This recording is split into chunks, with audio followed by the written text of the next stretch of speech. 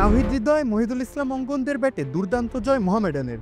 বাংলাদেশকে ভবিষ্যতে এগিয়ে নিতে দারুণ বার্তা দিলেন দুই তরুণ ব্যাটার। প্রথম ম্যাচে গুলশান ক্রিকেট ক্লাবের কাছে অপ্রত্যাশিত হোঁচট খেয়েছিল দল। সমালোচনার ঝড় উঠেছিল চারপাশে, কিন্তু মোহামেডান জানে কিভাবে ঘুরে দাঁড়াতে হয়। দ্বিতীয় ম্যাচে রূপগঞ্জ টাইগার্সকে উড়িয়ে দিয়ে সেই জবাব দিল তারা। আর এই জয়ে সামনে থেকে নেতৃত্ব দিল দুই তরুণ তুর্কি, মহিদুল ইসলাম অঙ্কন ও তাওহিদ হৃদয়। মুশফিকুর রহিম বিশ্রামে, মাহমুদুল্লাহ রিয়াদও একাদশের বাইরে। অভিজ্ঞদের অনুপস্থিতিতে দায়িত্বটা কাজে তুলে নিলেন নবীনদা।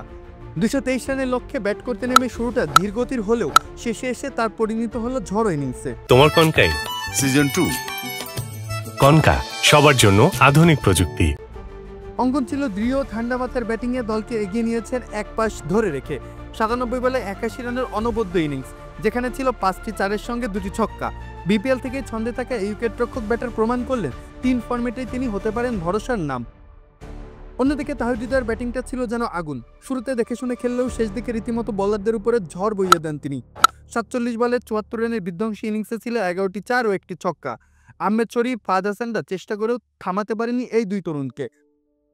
এই জয়ে শুধু 2 পয়েন্টই পায়নি মোহামেডান, পেয়েছে ভবিষ্যতের 2 সম্ভাবনাময় দুই তরুণকে। বার্তাটা স্পষ্ট, দেশের ক্রিকেটের ভবিষ্যৎটা আছে নিরাপদ হাতেই। মাহফুজ আহমেদ, খেলা 71।